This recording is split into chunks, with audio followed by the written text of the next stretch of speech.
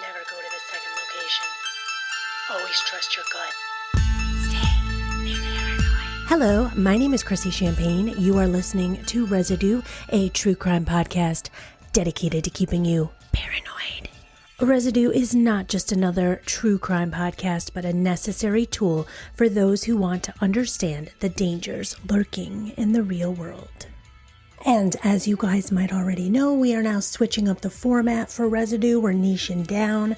We are going to concentrate on movies, made-for-TV movies or theatrical releases that were inspired by true crimes. And then I will tell you the true story behind that film.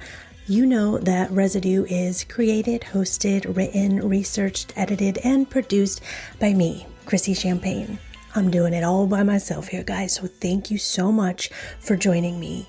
You can also join me on Instagram at Residue Podcast, Facebook, Residue A True Crime Podcast, or TikTok at Residue Podcast. And as I always say, the best thing you could possibly do for any podcast that you love is leave a 5-star review.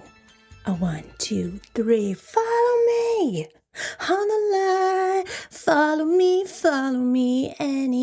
anytime. That was my Weird Al Yankovic version of Blondie. So yeah, hit the follow button. And let's get into our story. We are talking about the true story behind the made-for-television film, The Stalking of Laurie Show. And you might also know this movie as Rivals. As always, listener discretion is advised.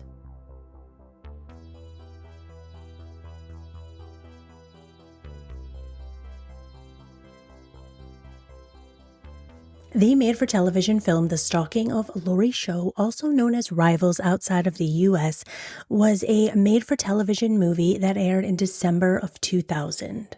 This movie is based loosely on the real 1991 murder of Laurie Show in Lancaster County, Pennsylvania.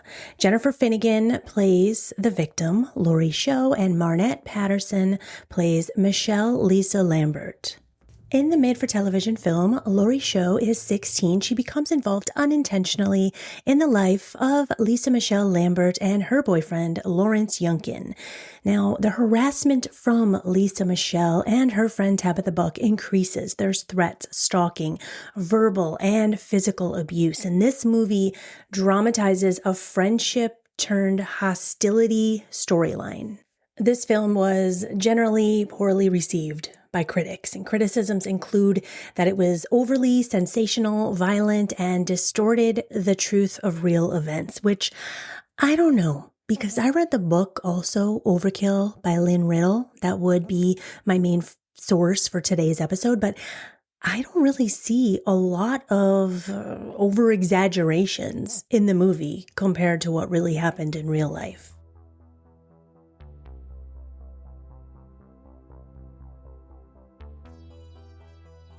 Laurie Michelle Show was born January 27th, 1975. Laurie was her mother Hazel's middle name, and her mother Hazel and her father John chose the middle name Michelle because they liked it.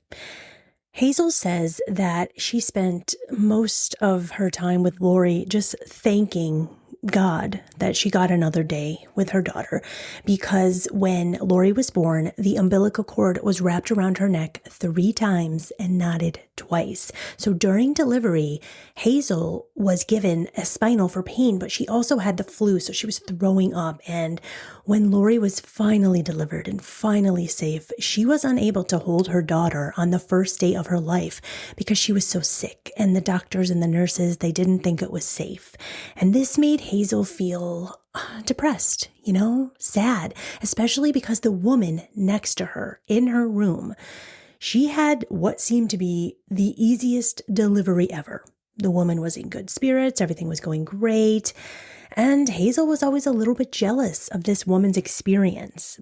But that was until a few months later, Hazel and John are at a local fire department. They're there for a charity event, and they get to talking to these two people behind them in line, and they come to realize that these two people they're talking to are the parents of the woman that was in the delivery room next to Hazel. And they're asking how she is, how the baby is, and they find out that that baby was born with a hole in his heart, and that baby died soon after they gave birth to him. So this shook Hazel to her core, thinking, oh my God, I could have been in the same spot. My daughter almost didn't make it. As Laurie is growing up, her parents' marriage starts to dissolve. For the next 8 years of Laurie's life, these two are on again, off again. They are together, they are separated, they are back together, they're going to make it work. John says that his wife, Hazel, just didn't seem like the same person after Laurie was born. And regardless of whether or not their marriage was working, these two adored their daughter, and Laurie was a happy-go-lucky child. Laurie also adored her grandparents. She loved when she would spend time at her dad's parents' home. She would go swimming in the lake and just loved being around them. And she also was just so in love with her grandmother on her mother's side. And now there is a very tragic incident that happens while Laurie's pretty young, and she's at her grandmother's house. The family decided to go there for the night because the next day was Easter. So Hazel, John, and Laurie go over to Hazel's mother's house, and they're helping her cook for Easter dinner the next day, but they notice that she's acting a little weird, and Hazel says to her mother, "Are you okay?" And her mother says, "I haven't taken my blood pressure pills today." So Hazel goes to get the blood pressure pills, and right there, very quickly and very silently, her mother suffers a severe heart attack and she dies. And this just wrecks Laurie. But what wrecked her even more is that on top of losing her grandmother, only a couple of weeks later, her parents decide to separate again. And this time John leaves and Laurie's dad is gone. And Laurie is a preteen. She's a teenager. She's got all of her emotions going at once. And she blames her mother for this. She's blaming her mother for her dad leaving. She ends up having just a very strained relationship with her mother at this point in time. She even tells her mother she wants to go live with her dad. And you know what? Hazel is like, fine, go live with your dad. But Laurie doesn't stay there long. She ends up coming home after only a couple of weeks, and Hazel never really talked to her about it. The two just moved on, and they were best friends. This was a mother and daughter best friend team, and that's what they called each other. They wanted to be a team. Their relationship was improving. They loved to go to amusement parks together. They loved to go to Hershey Park and just ride the rides all day. But they say, not the ones that would spin. And Laurie and her mom decided, you know what? They want to get their own home together. They're going to get a condo, but the only way that they can afford this condo is if Laurie actually takes a part-time job working at the mall. She did get a job at Deb. We all remember Deb. And she agreed, you know what, Mom? We're going to make this work together. And Hazel and Laurie move into the Oaks, which was a condo apartment complex in Lancaster, Pennsylvania. So it's around this time that Laurie gets her job at Deb. Hazel gets a job as a nurse's aide. The two are both doing amazing. Laurie's in high school, and the only thing that was really hard for her was the fact that she had this counselor in high school, and this counselor was assigned to students who needed some extra help. And this made Laurie a little bit embarrassed in school because Laurie had dyslexia. And she always felt like she didn't want the other kids to know that she needed this extra help. Laurie was even starting to plan her future. She knew that her dream in life was to be a model. And if she couldn't achieve that dream, she wanted to be a cosmetologist. So she knew that through her schooling, she could go to these cosmetology classes, and that is what she was focused on. But as we all do as teenagers, Laurie started hanging out with the wrong group of people. Now, she would bring these kids to her condo when her mom was at work, and she would cook them food. She would give them things to drink. She would just, host at her condo. But her mother started noticing that every time she would get home from work, things would be missing from the home. And she starts asking Laurie, who are these people that you're bringing to our home? These are bad kids, okay? And then Hazel starts to figure it out. Hazel actually gets the police involved. Not, she didn't call the police department, but she had friends who were police officers, and they would come over and they sat Laurie down and they were like, Laurie, listen, you cannot be hanging out with kids like this. You have to pay more attention to the people that you let into your life. And these are bad kids. And Laurie got the lesson. She was like, you are right. I am not going to hang out with them anymore. So Laurie ends up ditching these friends, and she decides she's going to get a new group of friends. And this is when Laurie meets Michelle.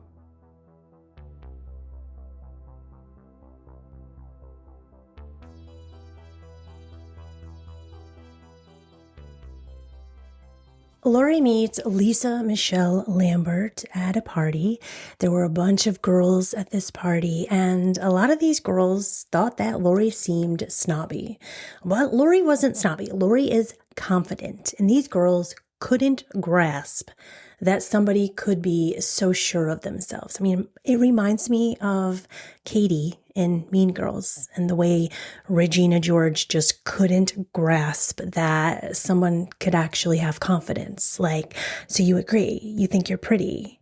So this is the first exchange between Laurie and Michelle. Now, as I said, Lisa Michelle Lambert, but we're going to call her Michelle throughout this entire episode, just to keep that straight. So Laurie and Michelle meet, and she asks Laurie, what do you want to do? Do you have a boyfriend? And Laurie did. She had a boyfriend, and she said, yes, and I also want to be a model. And Michelle looks at her and says, you can't be a model. Look at your hair. And there is no way, because you're not pretty enough to be a model. She just met this person for the first time. And now we must introduce Lisa Michelle Lambert, born on September 9th, 1972 to parents Judy and Len. And Michelle also almost died at birth. And her mom almost died. Her mom had toxemia. Both mom and baby got very sick. Coming into this world was a rough start right away for little Lisa Michelle, but her mother said that she was the perfect little girl. And growing up, she said that her daughter got bullied constantly. Kids were constantly picking on her. Her mother, Judy, ran a daycare from home, and her father, Len, worked for the United Parcel Service. After she had Michelle, her mother, Judy, had another child named Lenny. So now Michelle has a younger brother, but then her mother gets pregnant again. She's put on bed rest for this new pregnancy, and she has a miscarriage. Now, she gets pregnant after this miscarriage pretty quickly again, and Michelle ends up taking care of her younger brother a lot. So Michelle runs the household as her mother is slipping into depression, and her mom soon becomes pregnant again. And this is another hard pregnancy. This is when Michelle's baby brother, Christopher, is born. And as Michelle's growing up, her father, Len, earns his master's degree, and he becomes an accountant, and he starts making more money. So the family is pretty well off. But as she's getting older, it feels like Michelle is just taking on so much responsibility. And in this household that she's growing up in, it is a very strict household. Now, she's about to reach teenage years, and she is told there is no smoking, no drinking. That's fine. I would say that also. That should be a rule in the household. But there was also no rock and roll music. You are not allowed to listen to any rock and roll music. You are also not allowed to have sex before marriage. So when Michelle was younger, she was actually considered a nerd in high school because she loved school. She loved academics, and she especially loved art. She was a fantastic artist, her mother says. But as she got older and she wanted to rebel against these rules in her home, and she enters high school, she starts to think that she really can't stand school. She doesn't want anything to do with academics, and she gets bored. and she starts hanging around with some bad kids. And now her dad was a military man. He was an accountant, so he liked structure and routine and order, and he just couldn't understand Michelle. He couldn't understand why she behaved the way that she did, and he didn't know how to deal with it. And by the end of 10th grade, Michelle leaves home and she moves to Virginia to live with some family friends. She's there for 9 months and she does return home. But when she returns home, she's still sort of the same. That is when she meets Lawrence Yunkin.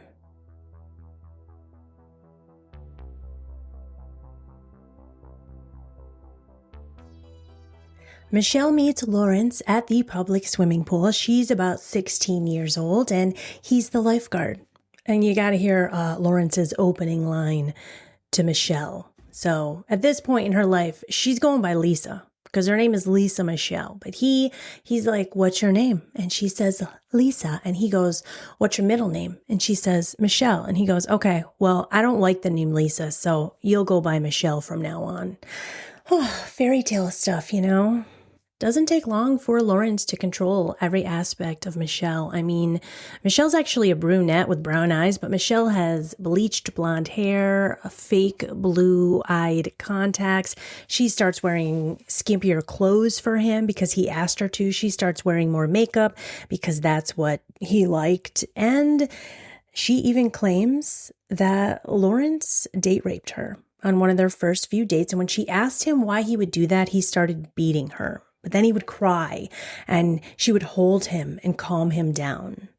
And Michelle's parents are not digging this relationship whatsoever. It gets to a point where Michelle's parents accuse her of stealing and then they kick her out of the house. So she moves in with Lawrence and his parents. And even Lawrence's mother, Jackie Yunkin, she starts telling Michelle, like, "You look different. I don't understand why you're wearing all this makeup while you're dressing this way." And now Michelle will claim that Lawrence completely controlled her, abused her verbally and physically. But Lawrence's parents claim that most of what she says didn't happen. His parents will say that Michelle caused most of the fights and that she was jealous and always suspicious of Lawrence. She was even jealous of his relationship with his mother, Jackie Yunkin. Now, Jackie says that she hugged her son one day. They were all hanging out in the living room and she hugged her son. And Michelle said, "Why do you have to hug him like that?" And she said, "What are you talking about? It's my son." Michelle's like, "I don't want you hugging him like that." That is when Jackie said, Michelle seems to be in need of everyone paying attention to her. She seems to be the queen of the universe. Like, she has her own theme music when she walks in a room. She didn't even want me to hug my own son. Jackie Yunkin is saying that Michelle is jealous of everything, that she didn't want Lawrence to go anywhere, that the roles were actually reversed, that it was Michelle who was jealous and controlling, not Lawrence. I don't know. I feel like they're both not good together or separate. I mean, this teenage couple fought so much that Lawrence's family gets kicked out of their apartment. Like, the management comes to his parents and they're like, "You got to go." And they never really gave them an exact reason. But Lawrence's mom, Jackie, is like, "I know it's because these two were fighting nonstop." Lawrence's mom starts seeing the way that Michelle lies, the way that she's conniving, manipulative. Jackie Yunkin was really street smart. She had Lawrence as a teenager, and she ended up calling him Butch after his dad. But Lawrence's biological dad, Butch, was not the greatest guy, and he didn't really help out at all. Jackie says he wouldn't even help me buy milk for Lawrence when he was a baby.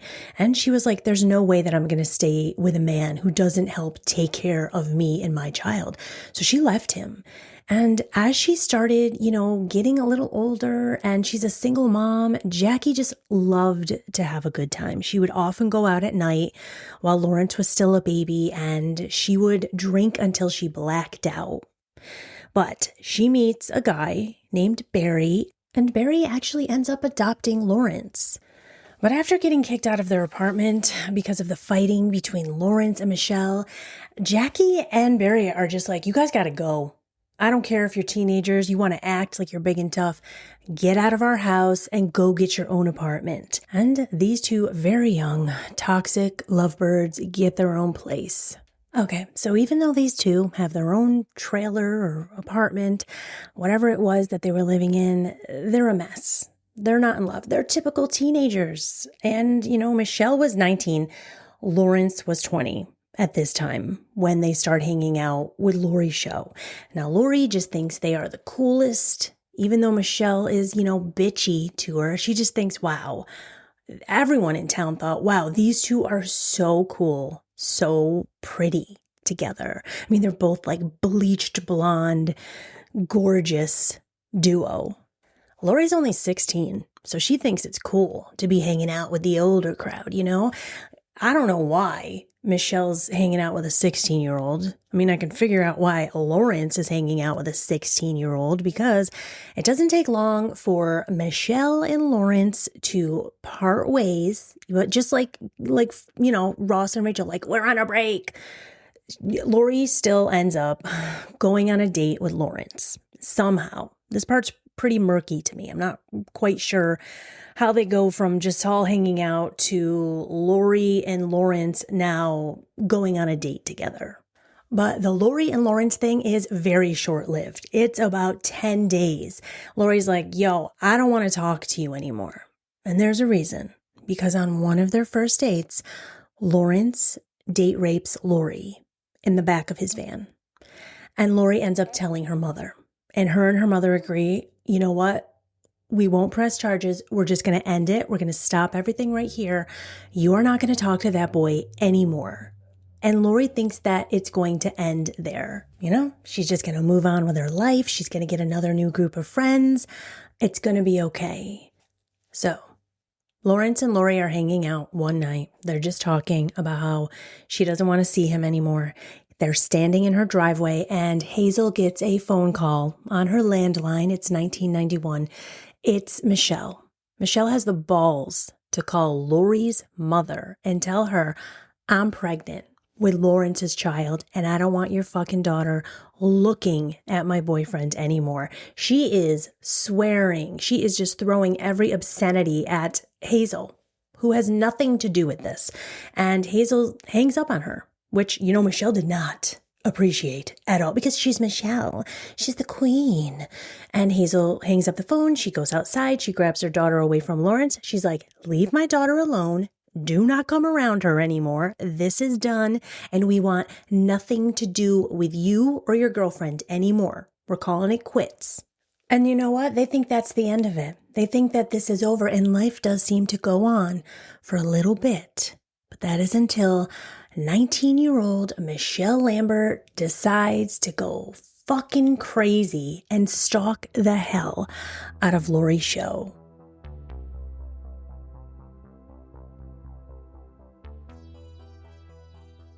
"19 years old and pregnant, Michelle Lambert starts asking every girl in town to help her.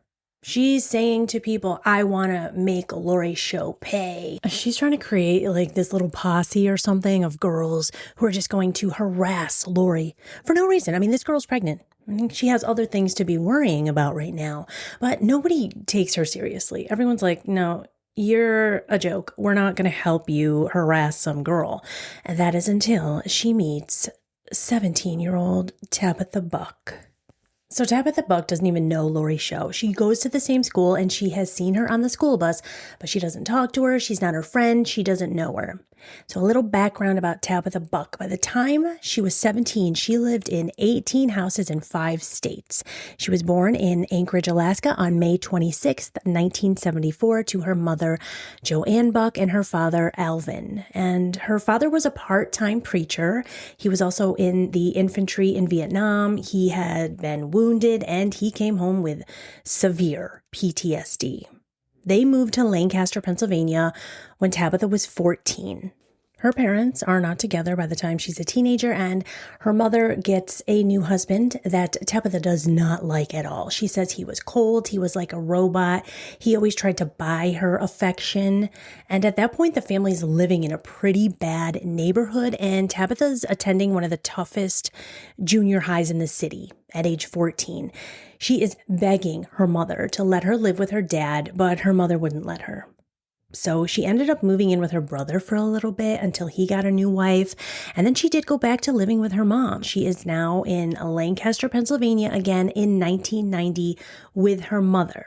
So this is when she meets Michelle and Lawrence at a party. And she just fell head over heels in love with both of them. She just thought they were so pretty. And she was just like, oh my God, I can't believe they want to be my friends. And it doesn't take long for Tabitha to jump on the Michelle and Lawrence train, and she decides that, you know what? Yeah, I'll stalk Laurie Show with you too. Why not? Let's do it. So things have been quiet for a while. Laurie doesn't know that Michelle's been planning all this shit. And there is one day where Laurie is at the mall at work at her job, Deb. It's July 5th. Michelle comes in. She comes right into the store in front of all the customers, in front of Laurie's management, and she's yelling, "You fucked my boyfriend, you fucking bitch." She's just screaming it in the store. So Laurie gets home that night. She tells her mom all about it. Her mom's like, "We got to call Michelle and we just got to talk to her, like a normal person would do. Let's talk this out." And so they call Michelle. And Laurie says, "Listen, Michelle, you can't come to my job and you can't do this kind of stuff. I don't want to be with your boyfriend. It is over. I am sorry that we dated, but you got Lawrence. It's over." And then Michelle comes back to the mall again and attacks Laurie. I mean, she is physically attacking her. She is verbally attacking her. And this is in public. She doesn't give a shit who's watching. She only runs away at one point because mall security comes out and Michelle just takes off. Mind you, Michelle is 6 months pregnant while she's doing this. And every time she does this, it's her boyfriend Lawrence who's driving her to the mall. He just sits in the car and watches. It's almost like he's like so proud that two teenage girls are fighting over him. Laurie's parents have to start creating this elaborate schedule to make sure that their daughter is never alone. I mean, ever. Laurie can't go anywhere. Laurie is now a prisoner in her own home. If she has to go to work or school, her parents drive her. Her parents make sure they're picking her up. And Michelle even confronts Laurie's dad. She walks straight up to her dad and screams in his face in a public setting about his daughter, "Leave my fucking boyfriend alone." And John Show was just kind of like, I couldn't believe that this teenage girl's had the balls to scream at an adult that way. I am telling you, Michelle had no boundaries. Nobody is safe from the wrath of Lisa Michelle. There's even a time that Hazel and Laurie are at a farmer's market and one of Hazel's best friends, an adult, is with them and they see Lawrence and Michelle at the farmer's market. And Laurie's like, "Oh my God, I want to go." Laurie's shaking. She's scared. And Michelle just runs up to them. She's screaming in Hazel's face going, "Your daughter fucked my boyfriend. Your daughter fucked my boyfriend." And that is when Hazel says, "Michelle, listen. This has got to stop, and I need to tell you something. You need to know that your boyfriend date raped my daughter." And, Michelle is still yelling. And at this point, Hazel's friend says something like, "This has got to stop." And Michelle calls this adult woman a bitch. She's telling her to shut the fuck up. It's just a whole scene at the farmer's market. And Hazel says, "Your boyfriend assaulted my daughter, and I'm going to press charges if you do not stop what you are doing." Michelle just keeps saying that Laurie ruined her life. "You ruined my life and you're going to pay for it." Finally, Hazel and Laurie decide to slap an assault charge on Michelle because Michelle, again, it sounds like I've already told you this a million times, but it just keeps happening. She shows up to the mall again at the store Deb. Lawrence drives her. Lawrence just sits there. Pregnant Michelle starts to beat Laurie. She walks straight up to her. She slaps her in the face, and Laurie isn't fighting back. She's pregnant. Michelle's pregnant. Laurie's not going to hit her. So Laurie has no way to defend herself. She just has to take it. And Michelle slaps her in the face. She grabs her head. She's banging her head against the trunk of this car. And she's screaming at Laurie, who she's beating up, "If my baby dies, I will kill you." And so this is when Hazel and Laurie are like, "This is enough. We're filing an assault charge on you." and a warrant for Michelle's arrest goes out. During this time, Hazel and John Show have been trying to protect their daughter. They're trying to be with her at all times. Laurie is never to be left alone. And so it's very difficult for Michelle or Lawrence to get at Laurie during this time. But one morning, Hazel receives a phone call from the school. And the school counselor tells her, there's a problem with Laurie, and I'm going to need you to come in and talk to me. And Hazel wants to know what it is over the phone. The counselor's like, no, you're going to need to come into the office. And I'm sorry, but I have a long day. Could you please come really early? And Hazel doesn't want to go because she's never left Laurie alone during this time. And she knows she'll have to leave her alone, even if it's just for an hour. She's just going to run to the school. It's very close to the condo. But she agrees to do it. So on December 20th, 1991, Hazel Show wakes up very early, gets ready, goes out the door. She's driving to her daughter's school, and she has an uneasy feeling the entire time.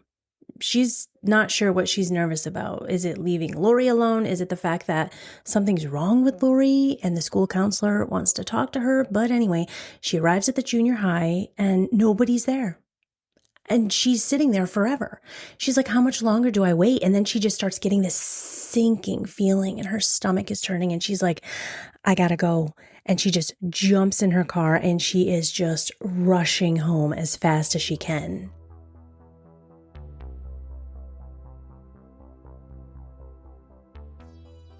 Hazel Show arrives at her condo. She is just like running up to her front door, but a neighbor stops her and the neighbor says, I keep hearing weird noises this morning. What is going on in your house? I heard so many noises. And Hazel's like frantic, running up to her front door. She's running through the house, screaming Laurie's name. And she notices that Laurie left her curling iron on. So she's like, okay, Laurie should be at school right now. She's probably not home because she should be on her way to school, but Laurie would never leave her curling iron on because at that time, Laurie was dating a boy who was a volunteer firefighter and she was very aware of things like that. So she's like getting really nervous now. Hazel's getting really nervous because this isn't like Laurie. And she runs into Laurie's room and she finds her baby, her daughter, just lying on her bedroom floor, and there is just blood everywhere. Blood just surrounding Laurie. And right away, Hazel notices that Laurie has a rope just tied really tight around her neck. And Hazel runs into the kitchen. She grabs a knife. She runs back to her daughter. She slips 2 fingers underneath this rope because she's trying to save her daughter. She cuts the rope off. And then the minute she cuts the rope off, she just sees that just Laurie's throat is slit. It's just cut wide open. And there is just blood going everywhere. And she just grabs her daughter and she is cradling her and she is holding her. And she says that she felt like she was holding her together. And while Hazel is cradling Laurie and just yelling and just saying to Laurie, it was a setup. It was a setup. Laurie whispers to her mother, Michelle did it. Michelle. And then she says her daughter mouthed the words, I love you. Neighbors had already called 911. Neighbors are coming into the house to help Hazel, and Hazel is taken out of the room as the EMTs arrive, and she's sitting at the kitchen table. She's noticing, she's a nurse's aide. She works in a hospital. She understands how this works. She's noticing that her daughter's body isn't being removed from the home. So she knows that her daughter has died. Otherwise, they would have already gotten her into the ambulance, and she can't just process anything that's going on right now. All she can keep thinking is, Michelle set me up. That was Michelle that called. Michelle already had a warrant out for her arrest because she was stalking Laurie, assaulting Laurie. And police, it didn't take them very long to find Michelle, Lawrence, and their good friend Tabitha Buck at a bowling alley. Now, they take them all in. They got Michelle, they got Tabby, they got Lawrence. And let me tell you something about these 3. It did not take long for those 3 to just break and just spill and just turn on each other like nothing. So first, they all have the same story. All three tell the same exact story verbatim. They say that they were taking Tabitha, to school because she's the only one still in high school, but they wanted to stop at McDonald's first to get some breakfast. They're at McDonald's, and these three Mexican girls decide that they're going to flirt with Lawrence. And Michelle is like, "Don't talk to my boyfriend." And that's when the Mexican girls, this is what they keep saying, walk over to Michelle and Tabby and start hitting them. And that is why Michelle and Tabby have scratches on their face, and they look like they've been in a kind of brawl because of these Mexican girls at McDonald's, of course. Lawrence breaks quick. He tells the police he dropped the girls off and they said that they were going to go beat Laurie up and that he would come back and pick them up later. So after he went back and picked them up, and he's just thinking they just went in there to beat her up and still don't know why you would drive anyone there to do that, Lawrence, but okay. He takes them back to his trailer to shower, and then they change clothes. Then they drive Tabby to school. They took all of their clothes that they had on when they went in and attacked Laurie because there's blood everywhere. They took those clothes, put them into a pink garbage bag. They tossed them in a dumpster, and then they took the murder weapon and tossed that into the Susquehanna River. They claimed that they accidentally stabbed Laurie because they had to put her out of her pain. So they said that they stabbed her in the back. They heard a hissing noise. And when that happened, they were like, "Oh my God, well, I guess we got to slit her throat and then tie a rope around it twice, right?" That's their story.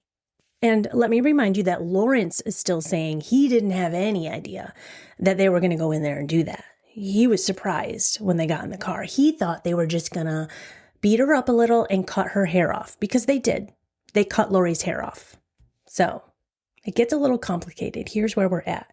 Lawrence says he didn't know they were going to kill Laurie, just beat her up. That's where he stands. The girls say yes, Laurie was murdered in that apartment, but only Tabby did it. Tabby says Michelle did it. Michelle says Tabby did it. Michelle says, "No, I didn't know that Tabby was going to rage like that. The minute we got into the apartment, Tabitha just started stabbing Laurie right away." And then police don't really believe Michelle because Michelle's already lied about a couple things during her interrogation. For one thing, they ask her what kind of clothing she had on when all of this happened, because they know that she got rid of the clothing, but she lies about what she was wearing. And she doesn't know that police have already found the pink trash bag filled with this blood-stained evidence. So they know she's lying about what she had on. So as Michelle is claiming that Tabby did everything, Tabby's a wreck in her interrogation. Tabby is a mess. She is like, "I did not know that we were going to walk in there and do what we did. I thought that I was going to beat this girl up," which still is not a good thing. She said she was under the impression that they were going to go in, scare her a little bit. It was going to be funny to Tabitha and Michelle. They were going to cut her hair off and run away. She didn't know that Michelle was going to go crazy and start stabbing her. So everybody's turning on everyone else. While they're interviewing Michelle, this is what she says. So Tabby knocked on the door. Laurie answers the door. Laurie's like, "Yeah, who are you?" And that is when Tabby pushes Laurie in and Michelle follows behind. Michelle says that Laurie tried to grab the phone, and when she grabbed it, Tabby started stabbing her. Then Michelle says that Laurie's body was jerking and I couldn't look at her anymore. The police tell Michelle that Laurie's throat was slashed and that Laurie has died. And Michelle acts stunned. She was like, "What? I didn't know that Laurie's throat was slashed. Tabby had the knife. It wasn't me at all." Everyone knows that she's lying. It doesn't matter. Both Tabby and Michelle right there are charged with first-degree murder. You know why Lawrence wasn't? Because Lawrence cut a deal and he agreed to testify against both girls. All three of them are placed in jail to await trial. That trial does not start for a while. While in jail, March 19th, 1992, Michelle gives birth to her baby girl that she names Kirsten. And this baby is immediately given to Michelle's parents because both of this baby's parents are sitting in jail awaiting a trial for murder. In July of 92, Michelle gives up her right to a trial by jury. So prosecutors say that Michelle planned this murder. And they're going to bring in the neighbors of Laurie Show. They're going to bring in evidence of the knife that they found in the river. They have witnesses that can say that they saw Lawrence at the McDonald's. They have witnesses saying that they saw Michelle and Tabby running away from Laurie's apartment. But the best thing that they have, I mean, aside from the actual weapons and the clothes, is that Hazel held her daughter. And she said Michelle did it. Laurie had her last words come out of her mouth, and she said who her killer was. Michelle is just going to lie or change her story throughout every single piece of this trial. Her story's always changing. She first says that none of them were there. They don't even know what you're talking about. They were at McDonald's that morning. Then she says, no, Lawrence is innocent. Then she says, no, Lawrence actually did it. And I'm covering up for Lawrence because it was an accident. He told me that it was an accident, and I was so scared of him and what he would do to me. So I told the police that it was me who went into the apartment, not Lawrence. So while Michelle was awaiting trial in jail, she starts sending Lawrence all of these letters, and they are called the 29 questions during the trial, because Michelle would ask Lawrence things like, I know you're sorry and you didn't mean to kill her, but will you always stick with me as long as I don't tell that you held Laurie down for Tabby? And Lawrence replied to this question with, I will always love you.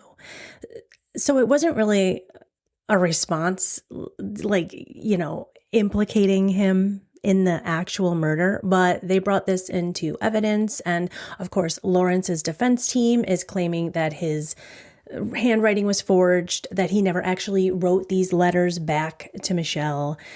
And then the defense is also going to claim that it would have been impossible for Laurie to speak those words, Michelle did it. And they're going to really nail this one in. They're going to keep really running this one home to the judge. Like, there's no way. They bring speech pathologists in, they bring experts in, and these people say the way her windpipe was cut, the way her throat was cut, she wouldn't have been able to say that. So I think her mother's lying. So they're saying that Hazel is wrong about the last words that her daughter spoke to her. Yeah, but the judge believed that Laurie did say that. Laurie did say Michelle did it. And the judge finds Michelle guilty of first-degree murder and criminal conspiracy. He says that because she's a youth and there's a lack of a criminal record, that he believed that she could still make a difference in her daughter's life, even if it is from prison. So it would be life without the possibility of parole. 2 months later, on September 1992, Tabitha Buck is also found guilty and sentenced to life without the possibility of parole.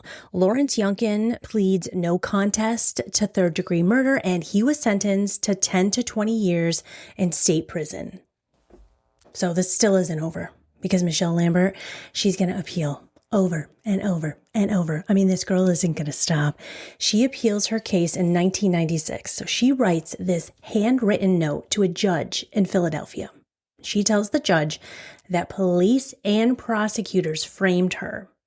Michelle files this petition under habeas corpus, and a federal judge can find that there were substantial errors in a proceeding. Habeas corpus is a legal procedure invoking the jurisdiction of a court to review the unlawful detention or imprisonment of an individual. U.S. District Judge Stuart Dalzell presided over this retrial. And Lambert's lawyers argued that there were several inconsistencies with the evidence and testimony presented in the earlier trial, and they maintained that Michelle Lambert was innocent. Christina Rainville and Peter Greenberg, they are a married couple. They are Michelle's new defense attorneys, and they believe that there was no reason to give Lawrence a plea deal. They found evidence that the day before the murder, Lawrence told one of his friends at work, "You won't see me anymore because I'm going to be in jail for murder after tomorrow." And these lawyers thought, why would police discount Lawrence from any of this? Why are they saying that he had nothing to do with this? He was telling people he was planning to kill someone over the weekend. So this was definitely premeditated. So that was their standpoint. So according to Michelle's new lawyers, Michelle is an abused woman, and she did all of this to cover for Lawrence, and that her entire trial was a miscarriage of justice, that she was innocent, that her trial had over 200 errors. There were 60 items of evidence that weren't turned over by the prosecution. And they say that there was a police videotape and witness statements that weren't turned over by the prosecution.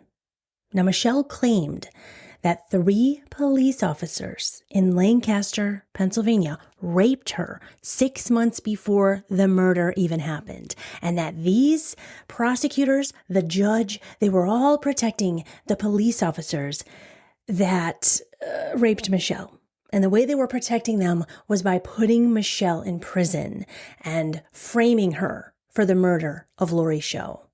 And when Lisa, because she's going to go by Lisa Lambert when this trial begins. So the trial begins and we now have Lisa Lambert. She's a fresh new girl. She's got brown hair now. She takes her blue contacts out. She's got her brown eyes back, and she wants to appear a little more endearing to the public. And she wants to show you that she's an abused woman who is just covering up for Lawrence. And over 12 days, they take apart her 1992 trial. Lancaster County residents are just following this trial in pure disbelief. They could not believe that Michelle might get released. Elisa might get released. I'm not calling her Lisa. She's being called Michelle. So this judge that agreed to let her have this because he believed her, he believed that she was set up by the police. For some reason, this judge just hated Lancaster County and the police. And it seemed like he was just out to get the whole county. That's what everyone watching this trial believed, because they couldn't understand why this was happening. I mean, it really just seemed like the judge was just constantly impatient with the prosecutors. This judge decided that Lancaster County made a pact with the devil, and he forbade the state of Pennsylvania from ever retrying Michelle Lambert. He ordered county police and prosecutors to be tried. He ordered the FBI to investigate Lancaster County, and he set Michelle Lambert free. She was free to go home. She left prison, and Laurie Show's parents filed a petition for impeachment of that judge. In 1997, Michelle Lambert is free. She is declared innocent. She was set up by police, prosecutors, and Lawrence. There were 37,000 signatures to impeach that judge. But this retrial violated state rights because Michelle Lambert did not present her new allegations in a state court first. So even though she had been free for 10 months, she's living it up. She is returned to her New Jersey prison cell. So now she's going to have to argue her case again in Lancaster County Court. They are trying to say that 100 people would have been involved in this conspiracy. If Michelle's story is right, there would have had to have been police, judges, lawyers, everybody would have been involved to make this conspiracy work. The motive was the fact that Michelle was gang raped by 3 men, and the judge and the prosecutors and the police didn't want anyone to know about this, so they were going to put Michelle in jail for life to hide this secret. That is what Michelle is claiming.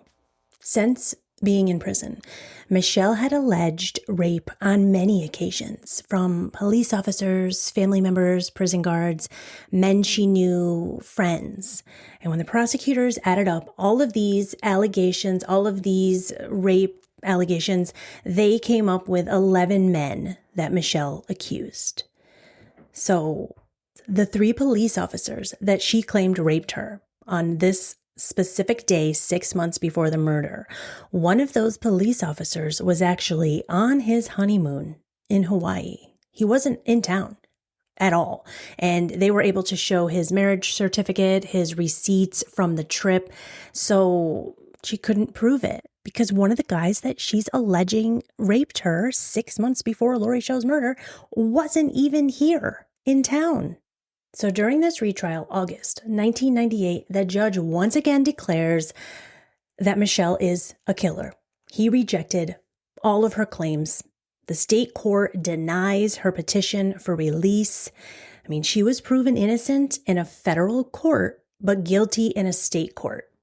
So now her lawyers petition a federal appeals court. And can you even imagine right now what Laurie's family is going through? This just never ends. This is constant. Michelle needs to stop. But her lawyers petition a federal appeals court. They lose. Then they petition the U.S. Supreme Court and they say that, Michelle is innocent. Her lawyer actually says America is not supposed to be the kind of place where innocent women are taken from their homes, raped, and then placed in prison for the rest of their lives. Okay. So what does that have to do with Michelle? The U.S. Supreme Court refused to hear Michelle Lambert's case, and her appeals are now over. I mean, obviously, Lisa Michelle Lambert wrote a book, right? It's called Love, Murder, and Corruption in Lancaster County, My Story. And the book was published on February 15th, 2016. In 2004, Lawrence Yunkin was released from prison. And on November 22nd, 2017, Tabitha Buck was resentenced to a term of 28 years to life. And this was due to a Supreme Court ruling banning mandatory life sentences for juveniles. She was only 17 when she committed this murder. And Tabitha Buck was granted parole on December 21st, 2019.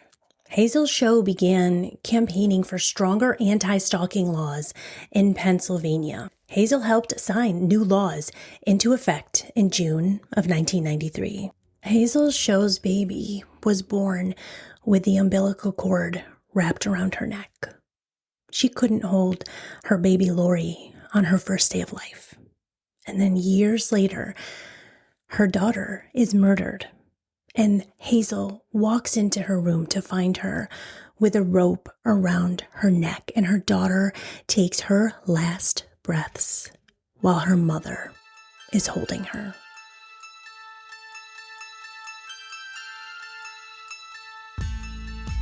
Stay safe and stay paranoid.